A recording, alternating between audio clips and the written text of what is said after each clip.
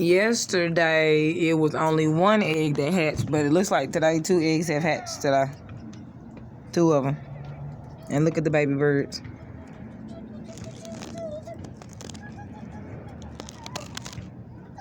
It looks weird, doesn't it? Like almost like you can't see what it is, but I don't even know if that's the beak or not. They definitely breathing. There's fur on them. They're in the nest. Safely, kind of, sort of. And get your naked butt in here, and they still on my wreath.